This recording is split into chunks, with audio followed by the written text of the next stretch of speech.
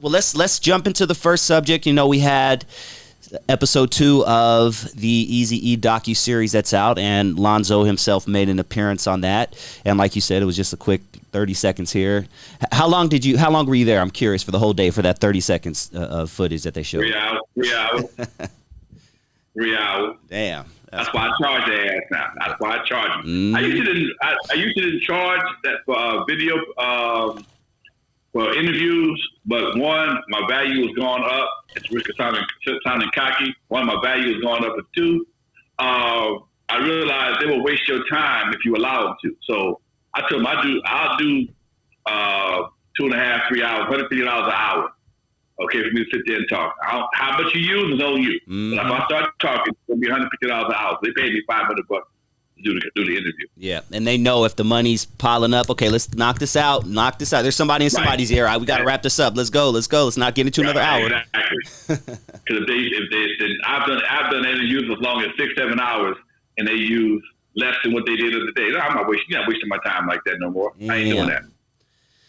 Well, the biggest part of the episode, in my opinion, was this theory, and someone mentioned it last week in the chat room, and I had to kind of dig myself, and there are videos on YouTube of this. But Kid Frost has his own theory of Eazy-E's death. Before I explain to the audience, Are you familiar with his theory? Oh, yeah. Okay. Yeah. All right. Yeah. See, for some reason, it's the first I'm hearing of it. I can't believe it because I'm usually on top of this stuff. But at the time, HELLER and EAZY apparently were not on good terms. And apparently EAZY was in an ATV accident or something like that. And he was off-roading something along those lines. And Jerry sent EAZY to his acupuncture doctor. And the theory is the acupuncture doctor is the one who injected him with AIDS. What do you think of that? Okay. That theory's been pushed around been talked about for a while. Anything is possible. 20-some years later, we'll never know. That's always a possibility. Don't know if AIDS can be transmitted like that, though. I'm just, the needles are pretty dry. I've done acupuncture before. Kind of interesting, but don't know, man. Don't know. Okay. If anybody had but with EAZY being gone, there's no benefit for him. I mean, he sued and won money from the state. He could have just assumed sued and when he was alive. So that some people benefited much more long term than what Jerry did. I ain't calling no names, but some people benefited a whole lot more. Because the man walked in single with bronchitis, walked out dead married. So, and we all know who you're talking about. Look the other way. Look the other way. Now you've said several times on our show that you were in communication with EAZY weeks up before his passing. Did he ever mention anything about leaving Ruthless? He just, I was up there for something, and I realized the vibe in the office had changed completely. Okay, the vibe had changed completely because usually it would be this big brother, big massive dude, wearing these boots and stuff, right? Whatever. And he was always cool with me, but he had a different attitude. He was different. What's her name? Keisha. I think the girl's name was Keisha. Keisha was still cool. But, she was moving in a different vibe. She was, it just wasn't the same vibe. And then they said Jerry wasn't there. Okay. All right. Cool. I can't pick up a check or something.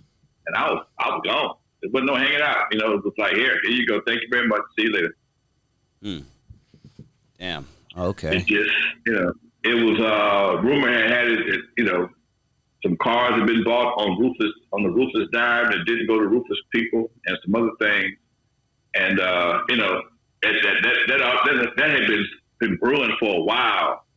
But again, man, it was so much. It was so much in that whole evolution, man. From the beginning to where it transpired, where it ended up being. It was just a really, it was really not normal. Got it. You know, we all in love. That's my other son. That's like a dad. That's like a granddad.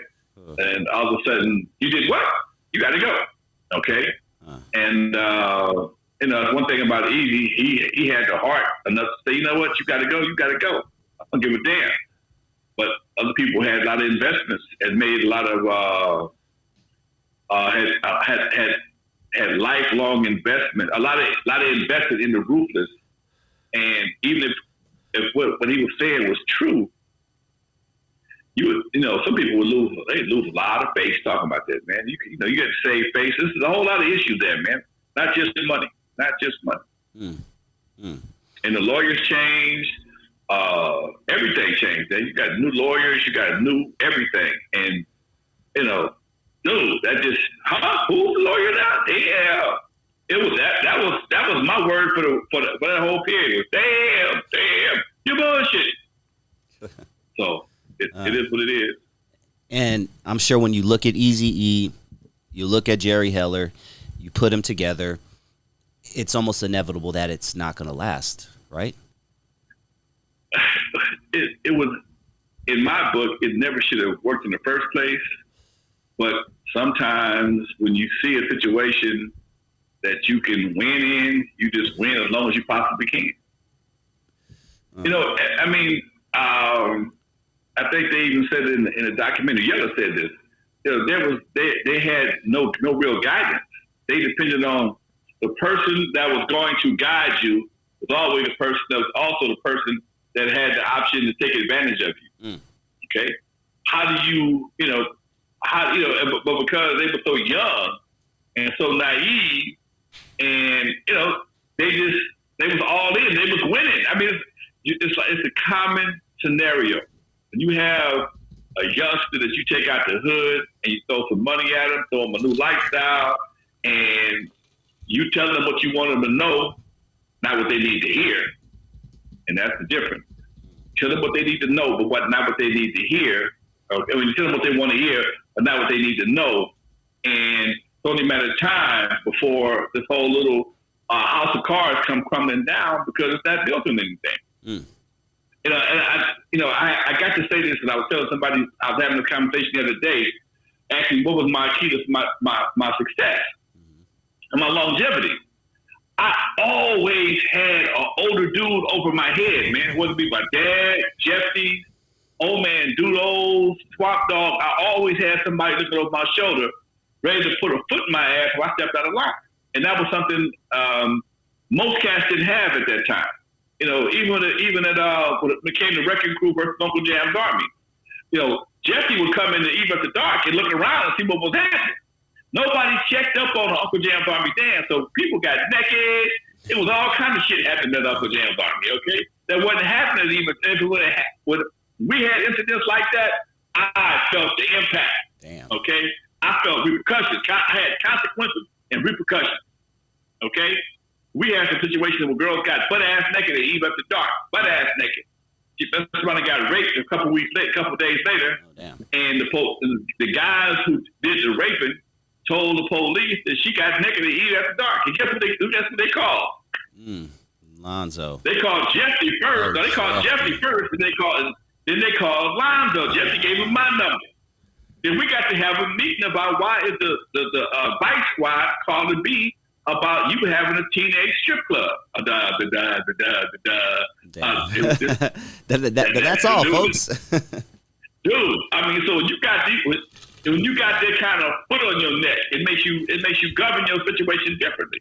When I had Doodles, I had the police on my ass, man. When I had Skateboard, I had to answer to Craig.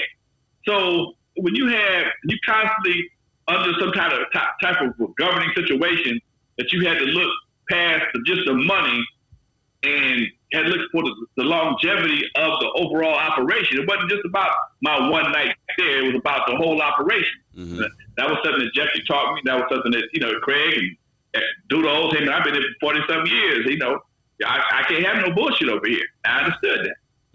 Yeah. And you know what? That kind of leads into what I wanted to talk to you about next. Going back to someone not really having an older person, you know, looking out for him, or at least telling him, hey, you maybe you shouldn't sign that. Hey, maybe you should get a lawyer before you do that. These are all important things, because you mentioned earlier about N.W.A. just, being young and signing their life away and stuff like that. But the latest artist, I should say, to be upset with her record label, probably the biggest artist, not just female artist, but rapper right now, Megan Thee Stallion. And it trips me out that in 2021 we're still having these conversations. Like, this stuff has been happening since before your time, and people are still signing the same type of deals. They're still doing the same thing. They've seen it.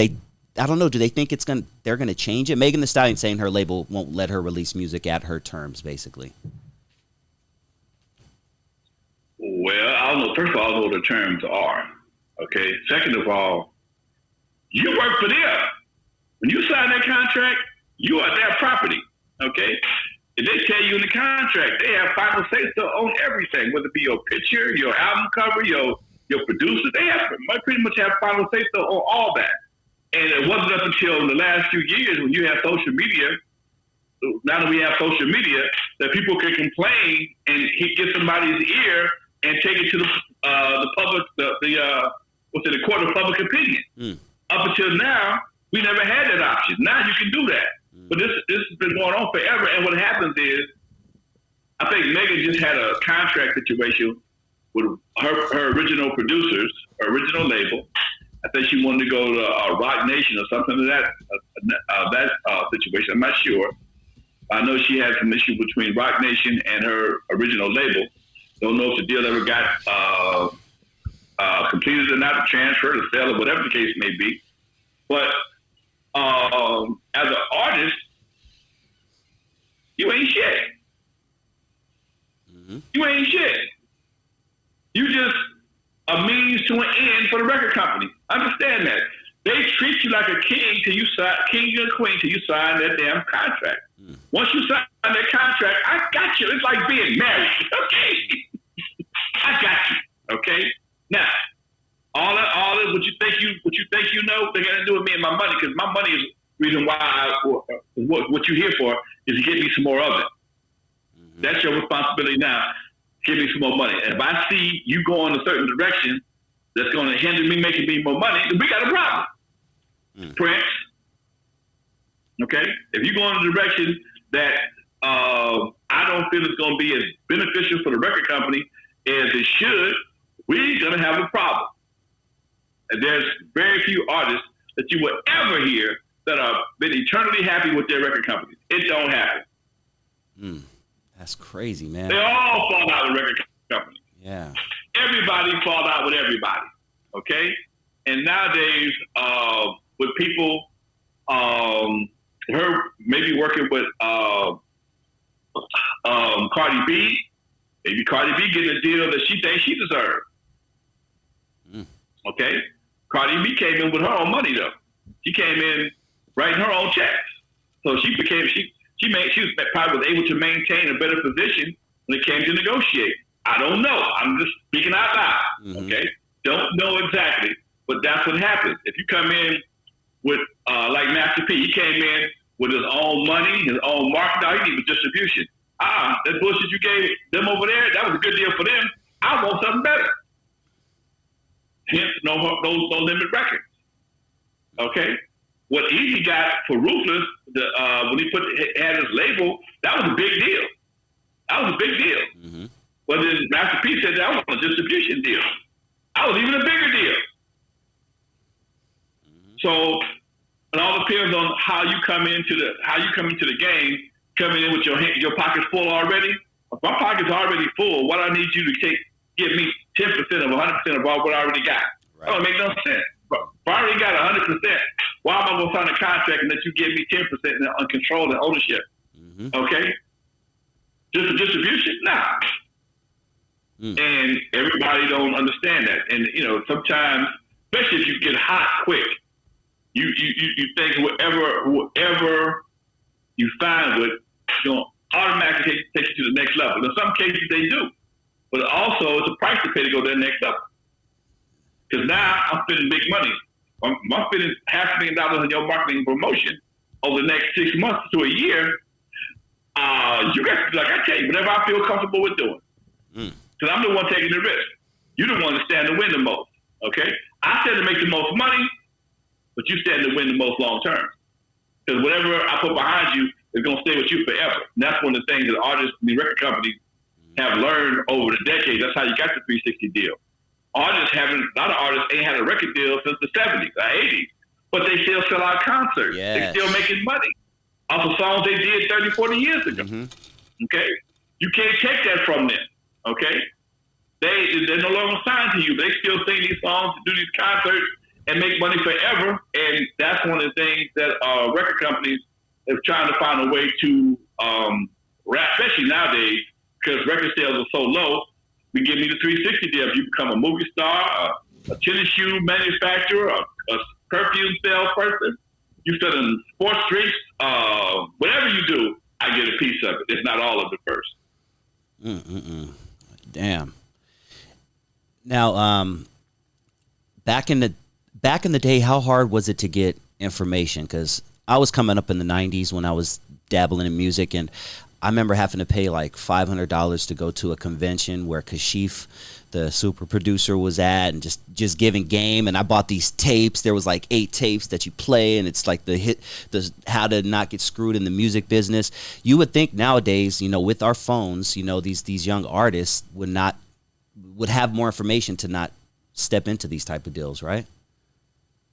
You would think, but they too busy getting high and trying to be something they're not. Man, that's and not thinking about all you're looking at is the end result. Forget the process. Okay? Forget the process. And that's the part, I do seminars. I get a few people on my seminars from time to time, but I just get tired of them because it's like trying to tell a girl in love that this guy ain't no good for her. And he's stroking her down big time. She ain't gonna listen. And it's vice versa with a guy. Same thing. If he getting done up by a cutie pie, he ain't gonna listen. He ain't gonna, and then you gonna tell him because you break his heart, or vice versa. And it is you wasting your time because they're gonna give you every excuse in the world. Oh, he loves me. He cute. Okay, I want to have his baby. He's smart. He got a good job. He said, she said. And it's go back and forth, and because they blinded to the reality because all they see is the glitter and the glare. Damn. And this is just like any other relationship. They ain't gonna pay you no attention as long as they think they winning. And as soon as they break their heart, then they want to come talk to you. What happened? What I do? You're black belt stupid. You know what? You mentioned drugs, that a lot of these guys are on drugs. That's crazy because I actually have a story about that. There's a video of rapper Webby. I don't know if you're familiar with him, down south artist. He had some hits back in the day. Video has surfaced and gone viral of him having a seizure at a recent show. And obviously, allegedly, we got to say it's due to the drugs that these kids are taking. They're just down in anything, taking everything. And would something like this back in your day have been like, now it's all on video and everything, but would it have they would have tried to hide it a little bit better, I'm assuming, back in your days? It would ruin your career, wouldn't it? It could very possibly ruin your career. If you stumbled and fell on the stage, they would lie and say you were exhausted or you had a cold or something like that. You might have just been drunk, okay? But they would do a better job of covering up. And plus, people weren't walking around with cell phones videotaping your ass stumbling on the way down, okay? They didn't have that, okay? So as we sit here now, everything a person does is being documented, okay? And the court of public opinion is always in session. And that's the bottom line. So somebody, if they said it was one thing, but here's a video saying that it was something else, okay? 1,000 videos, not just one, 1,000 videos saying it was something else. It looked like something else, okay? And here's another thing, man. At once upon a time, that would have ruined your career. Ask Sly Stone. Ask a lot of the cats who was back in the day who were known for taking drugs and not showing up or falling out on stage or whatever the case may be, allegedly, okay? But that would ruin your career. But nowadays, he come back with a reality show when they go to rehab. Come on, dude. It's more money. He go to rehab. No shit. He'll go to rehab and get a reality show as he goes through the reality show, man. It's part of the rapper package, man. Come on, dude. Rehab, probation, jail, re-entry. Come on, dude. Damn, dude. Let me ask you, were you ever too high or too drunk to perform, but you did anyway? I was drunk one time because I had a thing. I would take a shot of tequila, especially back in the day when I was doing concerts, doing major concerts. I would take a shot of tequila and a swig of Corona. That was my thing. And I remember we was in Texas one time, and we were supposed to go on, took my shot of tequila and my swig of Corona, and they said, hold on. We're going to let somebody else go on first because they got to leave early or whatever, okay? Shit. So I'm sitting back there halfway lit, and then they said, I didn't kick in yet, and they said, okay, no, y'all go ahead anyway. So I took another shot because my other one didn't kick in. And, man, I was drunk as a motherfucker. But I got out. I was drunk as a But even as a DJ, man, even right now, I have never been one to perform high or drunk. I like being in control of my shit. Okay, I don't drink when I DJ. People offer me drinks every night. And I learned that's a long time ago, especially when I had turntables, because people be partying. I'm gonna change records. I grab the wrong needle in a minute, and oh shit! And then everybody looking at your ass. Yeah. Nah. Okay. No. Let me ask you about the latest craze, Lonzo. I mean, if living in the hood isn't hard enough, you got the cops shooting at us, you got us shooting at us, you got the feds knocking down our door. Well, we have the Hood Olympics, and the main event is the Milk Crate Challenge. Are you familiar with the Milk Crate Challenge? Yeah, I think that's stupid ass shit. One more reason just to fuck your shit up. Talk to me about that. You know, it's just amazing, man, that as much shit as we have to deal with, we're going to find some new stupid shit to try and kill ourselves with. And that's some white people shit right there. Like, let's keep it real. Like, that's... Come on, man. Come on. I've seen two people so far do the milk crate challenge. Brother was rolling the blunt. He walked up and down it with no problem. And a sister did it in heels. But everybody else came tumbling down like Humpty Damn Dumpty. And I'm trying to figure out, why is that important? And sometimes they was falling hard, man, because you figure on that 4 crates of milk, you're about 4 or 5 feet in the air, okay? That's a nice little fall, especially if you fall on your ribs or one of them damn crates. Hell yeah. That can send you to the hospital. That can fracture a rib or whatever the case may be. And I know some people will say that, they were saying earlier, we were talking about this thing on another, I saw it on YouTube, where people were like, this one lady, I guess she was kind of on the post-crack era, and they put her up there, and she fell hard and felt real hard, and it wasn't even funny. Yeah. So they had to cut the camera off to deal with her. See. And it's like, dude, come on, man.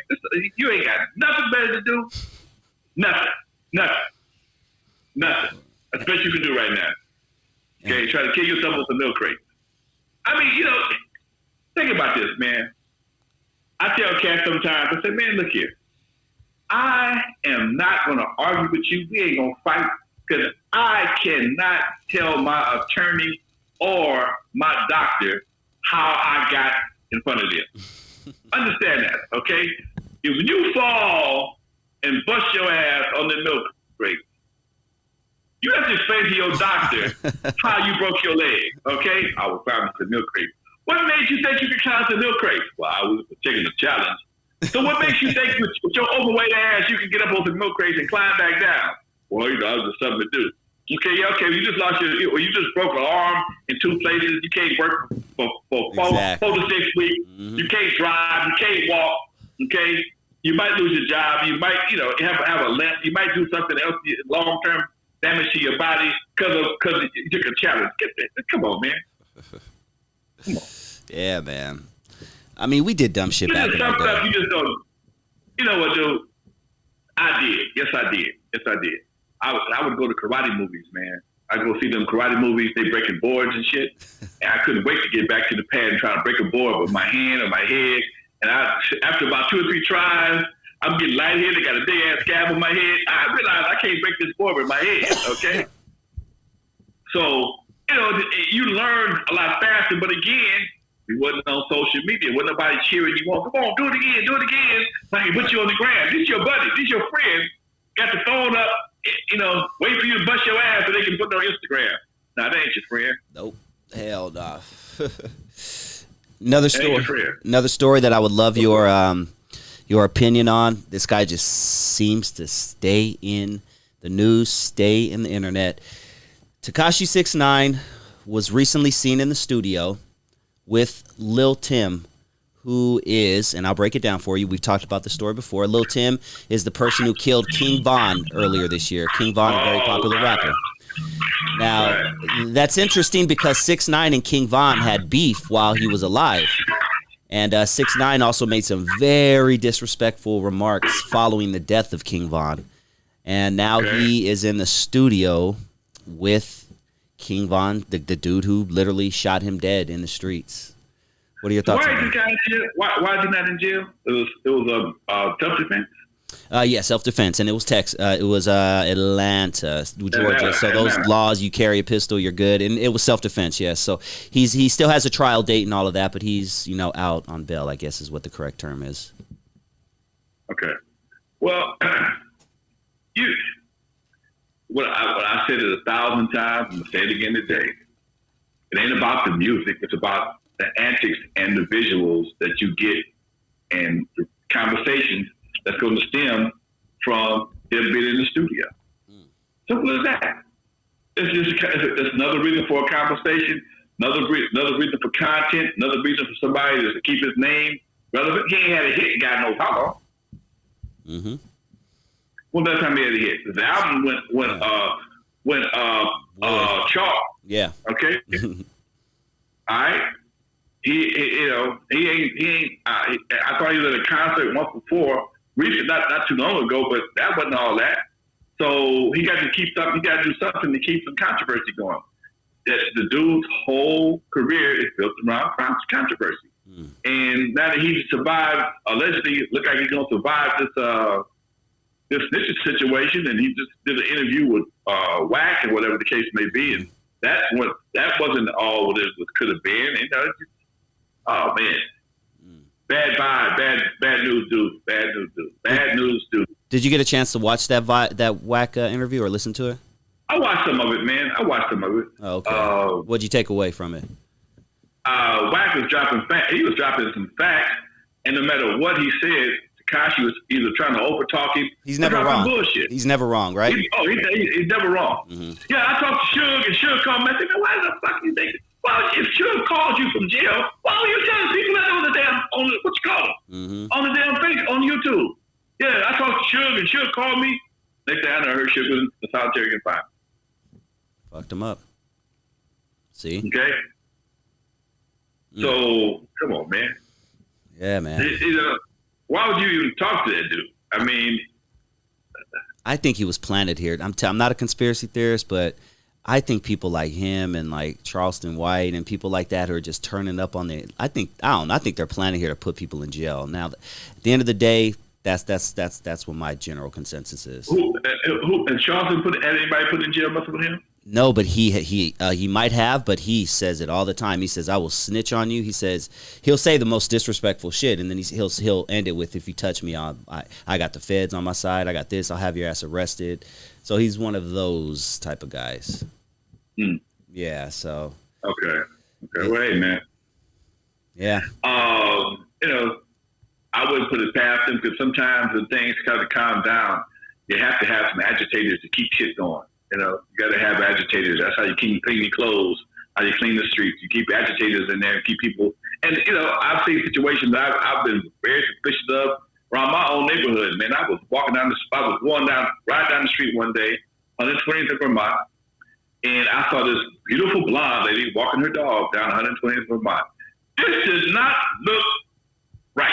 This beautiful Beverly Hills type blonde lady walking her dog in this skin tight suit walking the dog down the goddamn street. Now, it's a free country. You get to walk your dog wherever you want to. I just have never seen it before in my neighborhood. I've never seen it again. I just thought that was some bait shit, man. You know, it's like the trucks you see with the doors open and the Nikes hanging out. Yeah, during Christmas and shit. Come on, man. Oh, yeah. Come on, dude. Come on. Too easy. Okay. That's too easy, man. No, you know, that's like when you're doing the uprising. They got a pallet of bricks with no construction. Come on, man. Yep. Okay. Did you see that one coming? I don't know one black person that owns a brick shop. You know what I'm saying? Come on, man. Did nobody take no bricks? We got to go by Home Depot and get some good bricks. Yeah, right. Okay. You think they spent money to put those bricks? Nah, man. Come Hell on, dude. nah. Because they didn't bring any bricks, we have all this glass out here. Let's drop off a pallet of bricks. See who bites. Come on, man. That's what gave the uprising a bad stain was the outer people who came in and infiltrated and did shit like that. I saw a sister. She actually gave some white guys their bricks back. Take these goddamn. She cussed them out. How you gonna give these bricks to these guys? Blah blah blah blah blah. She cussed their asses out. Get your asses up out of here, okay? Another girl, white girl, writing on the side of the Starbucks. Black Lives Matter. What the fuck? We don't need you to write shit for us. What are you doing? Okay, what are you doing? Yep. Yeah, and I didn't see. Now, don't get me wrong. We did our shit. We looted. We stole Nikes. We did all that shit. But I ain't seen nan picture of a black person holding a brick, throwing it out a window.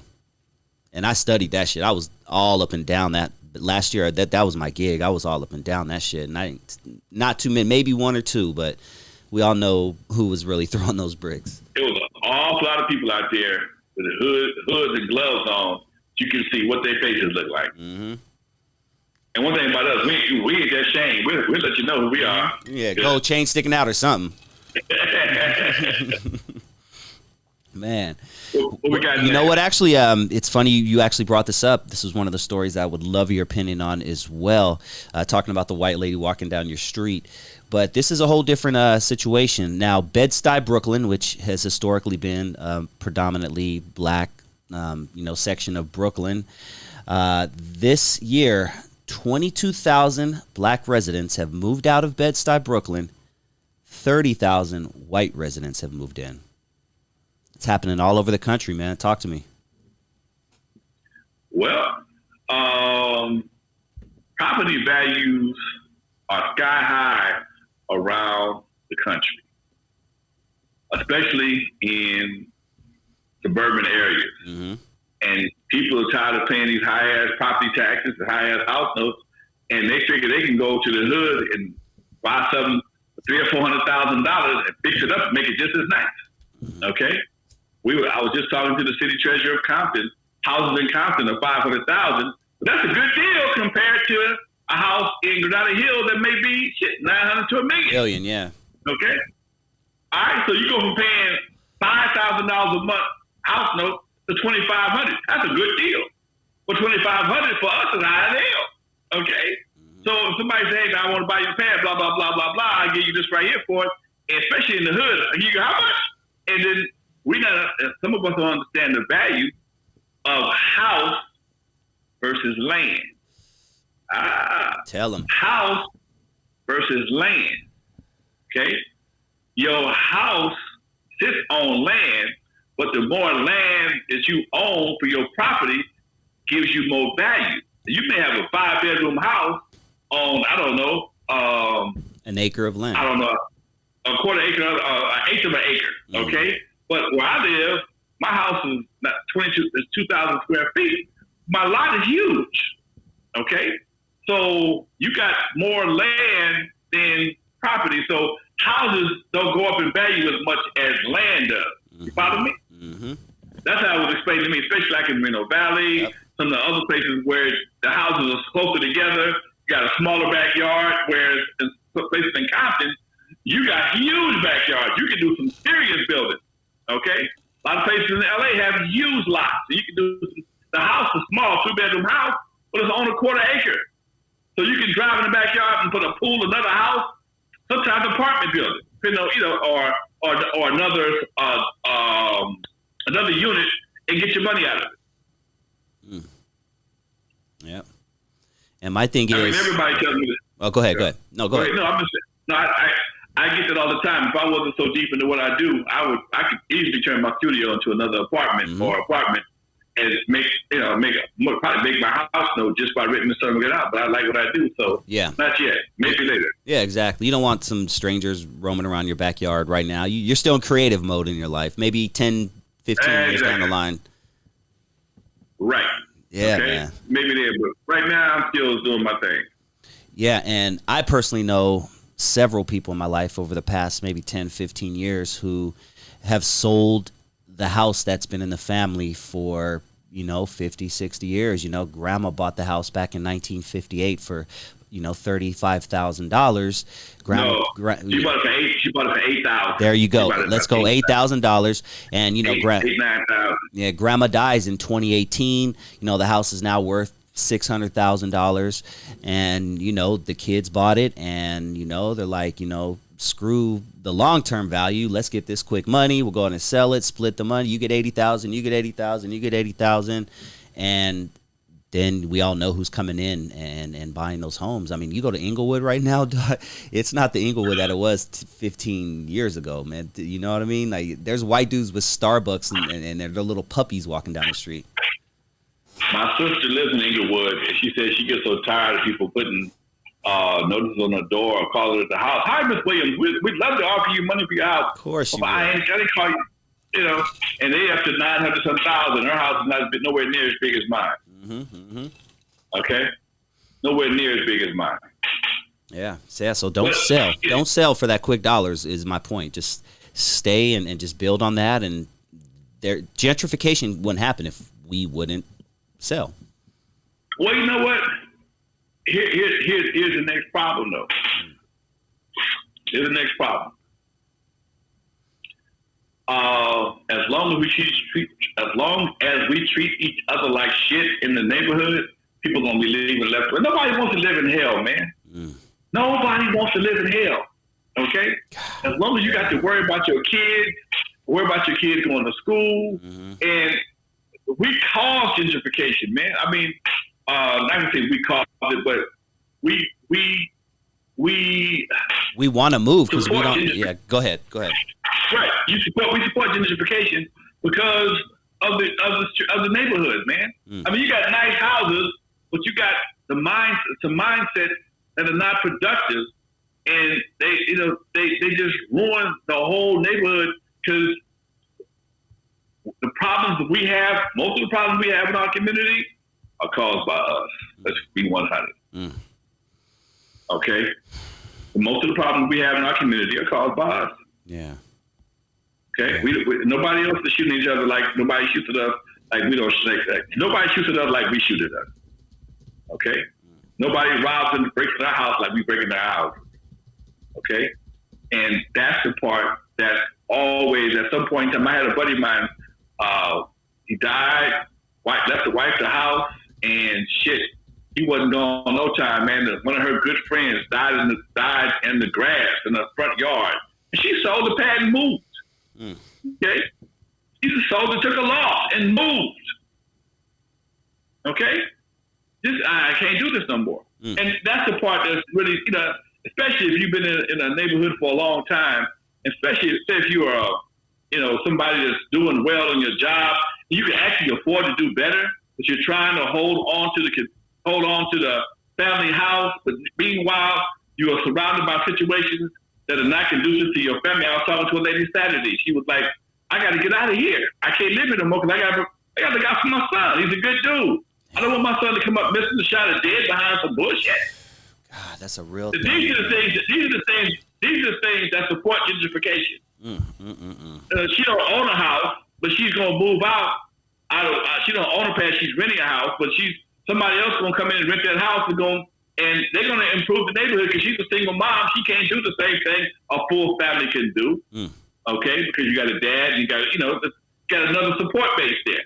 Okay, as a single mom, she's looking out for her son's well-being. So she figures she's gonna go out to someplace, Crescent Heights. Okay. Yeah. Come on. Yeah. So that just makes another. So she was. If somebody was to leave you a house and you were a single mom with a couple of boys, want them to get caught up in this gang activity. And so, already lost a nephew. It's almost a slam dunk. You got to go. It's reality right there, man. It's a slam dunk. It's almost a slam dunk. You got to go. Mm-hmm. Just to protect your own. From your own. Come on, man. Mm-mm-mm. You got to protect your own from your own. Damn, that shit makes me sad. That shit makes me sad.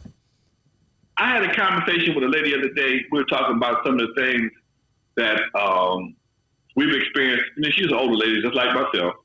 Some of the things that she's from down south. She says, she was saying how she grew up in the South and how things were crazy. I said, do you realize that we have, here in our community, we have adapted a lot of the same ways and tactics that Ku Klux Klan imposed on us back down south? Terrorism. We're not terrorism. Self-induced terrorism. Under the heading of what? The hood? Real nigga shit. Yeah, we don't pick on anybody like we pick on ourselves. Okay, it's sad, man. My son, I don't sit into the store. I mean, I live in a good neighborhood for the most part, but when he leaves the house going to the store, I got to pray for him, dude. Yeah. I'm not worried about the police. I'm worried about the cats who don't know him. He didn't go to school over here. My stepson would walk to the store for his mom from time to time and got robbed 4 out of 5 times. They just take his cell phone, take his Walkman, or whatever the case may be. They take him, they slap him around, let him go. They didn't hurt him. But still, why you got to get jacked? Why you got to get questioned walking through a neighborhood that you live in right around the corner? Just because they don't know you? Meanwhile, economically, you've been invaded by everybody else. I ain't gonna go there. Man, the economics of the hood is not controlled by the hood, but there's a science behind everybody. it. Huh? There's a science behind Definitely. it. Mm-hmm. Definitely. Yeah. They say no money in the hood. No, ain't no money in the hood because everybody else got it. Facts, man. And it trips me out because every once in a while I'll walk through Compton, walk through certain areas, and something that you said on the show will pop up in my head, and I can't even. I was just in Compton recently on Castlegate and Alondra, where I used to go to Arnold's record shop, Big A, and black dude. Now it's all other races owning businesses in there. And what trips me out, Lonzo, you said on the show before, there was a time where you walked down, let's say Compton Boulevard, and all the businesses were owned by black people. Like, it doesn't even register in my head, dude. I just interviewed for my other podcast, the Compton Chronicles, interviewed a Judge Kelvin Filer. He's on the bench right now. And he and I grew up, he's a couple years older than me. We were laughing about how Compton was, how we could walk all over Compton, man. It was never a problem. I mean, the Compton that we knew ain't the Compton that people have come to know, okay? And it's just, it's just a slow decline. And, I had another interview today with the city treasurer, and I was talking about some of the things that I see in Compton that upsets me. Like the hotel, the parking lot, is a fucking mess. Nobody else will tolerate a hotel parking lot looking like that. Mm-hmm. Okay, I mean, when I was in Inglewood at the Current Affair, I had some cracks in the concrete, and weeds would grow through the concrete. They came out and gave me a citation, Mr. Williams. You have 3 days to get the weeds at the parking lot. Damn. And they caught me painting the front of the Current Affair one time. Me and some of my buddies got some paint and some rollers and was going to paint the front of the club just to give it a facelift. They rolled up on me, hey, dude, are you a licensed painter? No, I'm not. Permit. I'm listing my building. What's your permit? I need a permit. If anybody out here is getting paid to paint this building, then you need a permit. No, I'm painting, and my nephew and my cousin is painting. This is a family project. All right, they knew I was lying, but they couldn't do nothing about it. But that just goes to show you how different municipalities operate and control the beautification of their city. Yeah, I can't set up a flagpole outside without getting a damn permit and an inspector to come and check and make sure the grounding's fine. Like, it's crazy, man. That's crazy. Yeah, That but is but you know what? I want to talk about something that violence kind of messed up, and you mentioned these specific events. You know, maybe about a year and a half ago, almost probably even 2 years ago. I know we did a video on it, but let's revisit it because it was something that was part of your upbringing that just disappeared. But first of all, was the Watts Summer Festival and Watts Stacks the same thing, or are those two totally different things? Okay. Two different things. Okay. So you talk to us about, you know, the Watts Stacks and the Watts Summer Festival and how, you know, violence just messed that up. Watts Summer Festival usually was held at the park on 103rd and Central. Ted Watkins Park now. Forgot what it was back in the day, man. But it was something. What Will Rogers? It was something else. But it was always in Watts. They have a big festival, and they'd have vendors and carnival rides, and people come out there and hang out. And it was just a festive event, man. It just was something to do, man. It was everybody would come there. You know, it was no big deal. And then right around the 80s, late 90s, it got gang infested, man, and gangs just ran everybody. It was no longer cool, dude. You know, and this is something that we did to ourselves. The cultural people of Watts put the event together, but the non-cultural knuckleheads who don't give a damn about nothing decided it was their park, and anybody away from their hood can't come to the park. Come on, man. How am I gonna make money with that? You ain't buying nothing. Then you're gonna run off the customers. Man. That's what happens. You ain't buying nothing, but you're just gonna run off customers. The Watts Stacks was something totally different. That was just a big old concert. They only had it 2 years that I recall. I went to the first one. And back then, that's when Tookie and Jamil and all the super crips of that day were out in packs doing what they did, which was take another jacket. And it was a whole different event, man. It was beautiful on one end and horrible on the next. And that's when I think I probably saw the first real effects of gang banging up close and personal. I mean, you hear about these cats on the street, but you never saw 50, 60 guys just walking through the crowd, just taking people's coats, man. It was just a mess. I remember in the bathroom. It's a true story. I'm in the bathroom. Dude was in the bathroom, walking out, had a coat on. One guy he was pissing. He just took his coat off while he was pissing. He just gave me an eye with no problems. Okay. It was like that, dude. I mean, oh, shit, here they come. It was like that, man. It was like, you know, they walk in the bathroom, oh, shit, you know, and they walk out. And I remember the last thing I saw that night, man, they had people running, and they had some of the trees had just been cut.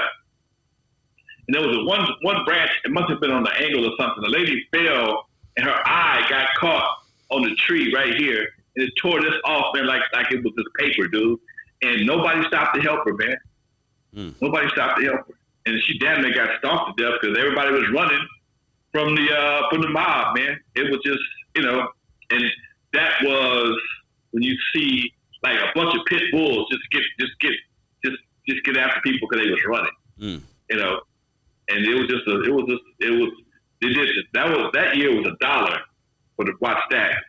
Next year it was $2, and nobody really wanted to go after that because it was too convoluted, man. Damn, man, that sucks. I mean, we had movie theaters, you know, drive-in theaters, you know, things like Compton had a drive-in theater. You couldn't, man. You can't put black folks in the dark. No, you couldn't put them in the dark. Man, somebody ain't going home. That's crazy, dude. Compton Drive-In was notorious for shootouts back in the day. Okay, Twin View. We had a Twin View theater right here on Alondra, Rosecrans. No, it was on Figueroa and Redondo. Gotcha. No, I'm sorry. Wait, hold on. We had two theaters that had twin theaters. They had two screens. One by Gardena High School where I went to. We used to park behind. Me and my girl would park behind the theater, and look at the movie. Didn't watch it. I mean, just look at the movie, didn't hear it, but we watch it from behind the tree. Okay, I did that because I had no money to go to the drive-in with. And then I think that was the Twin View. No, the Twin View was on Redondo Beach. I got to do some research on that one, man. But I think they both had dual screens. Mm. But at some point in time, you couldn't go to the snack bar, dude, because you get your ass whooped. You get robbed. It's dark. Cats is out there just lurking, and it just made for a bad environment, man. You go to get some popcorn, come back with ass whooping. Damn, man, it's a cold game. Well, you know what? But these are all things that happen in our own neighborhood that we did to ourselves. I love my people, man. But like Chris Rock say, I love black folks, can't stand niggas, man.